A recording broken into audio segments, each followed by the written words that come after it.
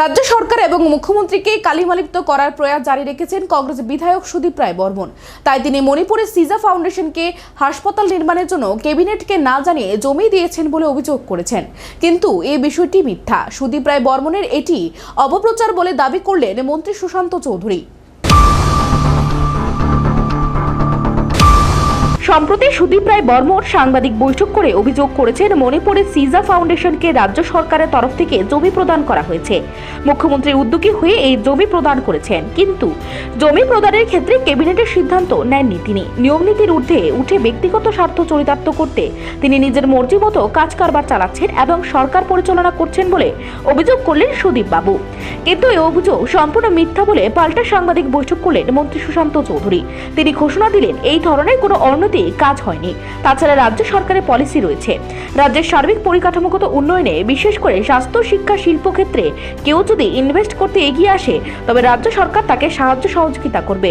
পূর্বতন বামফ্রন্ট সরকারও রাজ্যের উন্নয়ন ও পলিসি নিয়ে চলছিল। সেই ক্ষেত্রে আগরতলাতে আইএলএস হাসপাতাল কর্তৃপক্ষকে জমি দিয়েছে সরকার। পূর্বতন বাম সরকারের সেই নীতিকে রাজ্য সরকার এখনো ফলো করে চলছে। তার পরিপ্রেক্ষিতে ধর্মনগরে কাছাড় ক্যান্সার হসপিটালকে রাজ্য সরকারের তরফ থেকে 15 একর জমি দেওয়া হয়েছে। অপরদিকে মণিপুরের সিজা হাসপাতাল অ্যান্ড রিসার্চ সেন্টার 2023 সালের ডিসেম্বর মাসে রাজ্য সরকারের কাছে জমি দেবার জন্য আবেদন করেছিল।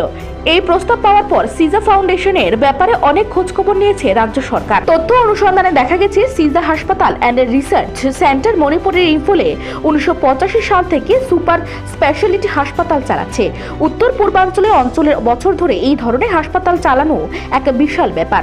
তাই তারা যখন রাজ্য সরকারের কাছে জমি চেয়েছে হাসপাতাল নির্মাণের জন্য, তখন রাজ্য সরকার বিষয়টি গুরুত্ব দিয়ে বিবেচনা করেছে, যার জন্য এই সিজা হাসপাতাল অ্যান্ড রিসার্চ সেন্টার কর্তৃপক্ষকে জমি দেবার জন্য অনেক জায়গায় জমি খোঁজাখুঁজি করা হয়েছে। শেষ পর্যন্ত আরকেপুরে এআরডিডি অধীনে অব্যবহারযোগ্য জমির সন্ধান পাওয়া যায়।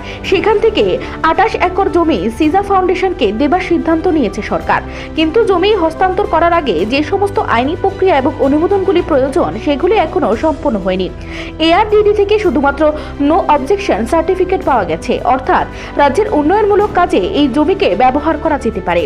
সুশান্ত চৌধুরীর দাবি, নো অবজেকশন সার্টিফিকেট পেলে জমি হস্তান্তর হয়ে যায় না। এই জমি হস্তান্তরের বিষয়টি এরপরে যাবে রেভিনিউ সেকশনে, যেখানে জমির মূল্যায়ন করা হবে। পরে সংশ্লিষ্ট দপ্তরের মন্ত্রী স্বাক্ষর হবে এবং সেটা ক্যাবিনেটে পাশ করা হবে।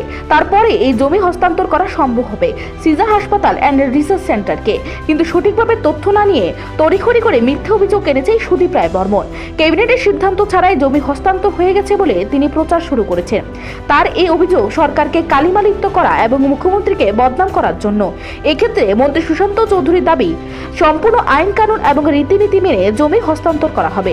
এক্ষেত্রে সুদীপ বাবুর এই নেগেটিভ ভূমিকায় তীব্র নিন্দা জানান মন্ত্রী সুশান্ত চৌধুরী। সিজা হাসপাতালকে রাজ্য সরকার জমি দিয়ে দিচ্ছে, ক্যাবিনেটের অ্যাপ্রুভাল নেয়নি। আমার মনে হয় উনি একটু তাড়াতাড়ি করে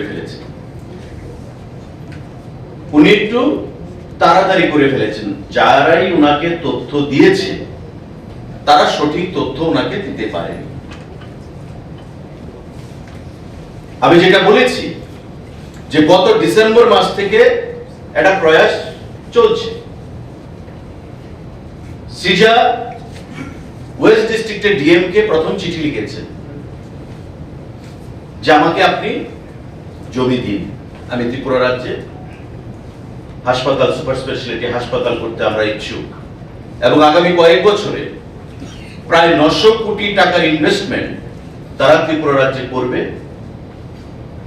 প্রাথমিকভাবে সেটা আলোচনা হয়েছে।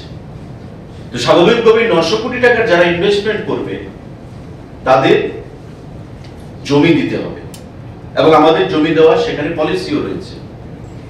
সেই মোতাবেক তারা ডিস্ট্রিক্ট ম্যাজিস্ট্রেটের কালেক্টর ওয়েস্ট ডিস্ট্রিক্টকে তারা চিঠি প্রদান করেছেন যে আমাদেরকে আপনারা জমি দিন।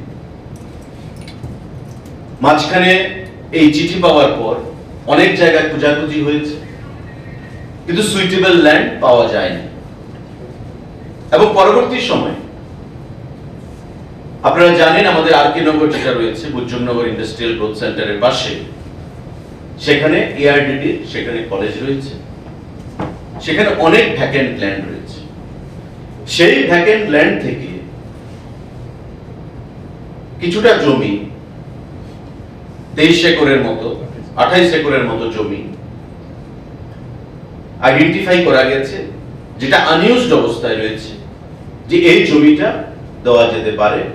যারা আগামী কয়েক বছরে 900 কোটি টাকার ইনভেস্টমেন্ট করবে, তো স্বাভাবিকভাবেই রাজ্য সরকারও তাদেরকে কোঅপারেট করতে হবে।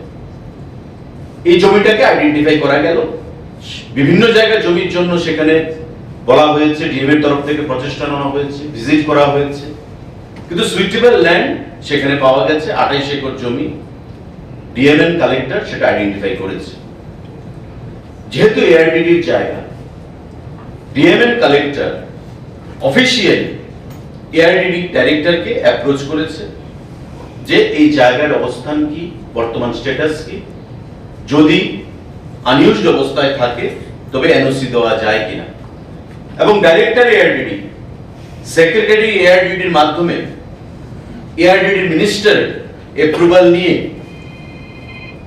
সেই জমি দেওয়ার জন্য, এনওসি দেওয়ার জন্য বলেছে। এবং সেম প্রসেস, আপনারা জানেন যে প্রশাসনের একটা প্রসেস থাকে, ডাইরেক্টর চাইলেই এনওসি দিতে পারবে না। ডাইরেক্টর ফাইল প্রসেস করবে, সেক্রেটারির কাছে আসবে, সেক্রেটারি মন্ত্রীর অ্যাপ্রুভালের জন্য পাঠাবে, মিনিস্টার অ্যাপ্রুভাল দিলে ফাইল আবার সেক্রেটারির কাছে যাবে, সেক্রেটারি থেকে আবার ডাইরেক্টরের কাছে যাবে। ফাইলটা যেভাবে উঠে, ফাইলটা ঠিক সেভাবে আবার নামবে। নেমে মিনিস্টারের ফাইল নিয়ে, অ্যাপ্রুভাল নিয়ে ডিএম কে এআরডিডি লিখেছে যে আমাদের এই জায়গা বর্তমানে আনইউজড অবস্থায় রয়েছে, কোনো ডেভেলপমেন্টাল অ্যাক্টিভিটিস এর জন্য আমরা সেটা এনওসি দিতে পারি না। এখন ডিএম তো আর এনওসি দেবে না, এনওসি দেবে কে? Revenue department. কারণ যে কোনো সরকারি জায়গা রেভিনিউ ডিপার্টমেন্টের অধীন। আর যেহেতু এআরডিডির দখলে জায়গা, এআরডিডি এনওসি দিয়েছে ডিএম এর কাছে, ডিএম সেটা রেভিনিউ ডিপার্টমেন্টে আবার পাঠাবে। রেভিনিউ ডিপার্টমেন্ট তারপর সেটাকে ক্যাবিনেটের জন্য পাঠাবে। যেমন প্রপোজাল এসছে, ডাইরেক্টর এআরডিডি থেকে এনওসি এসছে, ডিএম থেকে ক্লিয়ারেন্স এসছে, রেভিনিউ থেকে যখন ক্যাবিনেট ক্লিয়ারেন্স যাবে, তারপর সেটা ক্যাবিনেটে যাবে। ক্যাবিনেটের মুখ্যমন্ত্রী, মুখ্য সচিবের অ্যাপ্রুভালের পর কাউন্সিল অফ মিনিস্টারদের অ্যাপ্রুভাল নিয়ে তারপর ওই অর্গানাইজেশনকে জমি হস্তান্তর করা হবে। এই হচ্ছে প্রসিজার। কিন্তু বাবু, সুদীপ বাবুর কাছে যারা এই খবরটা দিয়েছে তারা হয়তো প্রসিজারটা জানে না। এনওসির অর্থ এই নয় যে জায়গা আমি দিয়ে দিয়েছি। এআরডিডি এনওসি দিয়েছে ডিএম এর কাছে, ডিএম সেটা রেভিনিউতে পাঠাবে। ভ্যালুয়েশনের পর জায়গার দর কত রয়েছে, রেভিনিউ ডিপার্টমেন্ট তারপর ক্যাবিনেটের কাছে পাঠাবে, not ARDD, not the DM. Sudip বাবু এই জায়গাটাতে ভুল করে ফেলেছেন। কারণ এনওসির অর্থ এটা নয় যে ওই সংস্থাকে জায়গা দিয়ে দেওয়া হয়েছে। এআরডিডি এনওসি দিয়ে বলছে নো অবজেকশন সার্টিফিকেট, যে তোমরা সেটা ইউজ করতে পারো রাজ্যের উন্নয়নের ক্ষেত্রে। এবার ডিএম প্রপোজাল পাঠাবে রেভিনিউকে, রেভিনিউ সেটা ক্যাবিনেটে পাঠানোর বন্দোবস্ত করবে। সময় তো পড়ে রয়েছে, ক্যাবিনেট তো হয়নি, রেভিনিউ ডিপার্টমেন্ট ক্যাবিনেটে আনবে। কিন্তু সুদীপ বাবু একটু তড়িঘড়ি করে ফেলেছেন এবং সরকারকে, মুখ্যমন্ত্রীকে একটু কালিমালিপ্ত করার একটা চেষ্টা ওনারা করেছে। এবং আপনারা জানেন যে আমাদের সরকারের সবসময় একটা চেষ্টা বা একটা পলিসি, মেডিকেল এডুকেশন বলুন, হসপিটালস বলুন, সমস্ত ক্ষেত্রে এটাকে শিল্পের দরজা দেওয়া হচ্ছে। ইনভেস্টমেন্ট চাই, রাজ্যের গ্রোথ করতে গেলে বাইরের থেকে ইনভেস্টমেন্ট আনতে হবে। এবং সেই ইনভেস্টমেন্ট বিগত দিনেও যে সরকার ছিল তাদের একটা প্রয়াস ছিল। আমার পার্শ্ববর্তী আইএলএস হাসপাতাল তারই একটা নমুনা। আমরা ক্যাবিনেটের মাধ্যমে কাছাড় ক্যান্সার হসপিটালকে ধর্মনগরে জায়গা দিয়েছি। ক্যাবিনেটে কখন আসবে? যখন রেভিনিউ দপ্তর থেকে প্রপোজাল আসবে। এখনো তো রেভিনিউ দপ্তরের কাজ বাকি। নিজস্ব প্রতিনিধি রিপোর্ট, এশিয়ান টাইমস।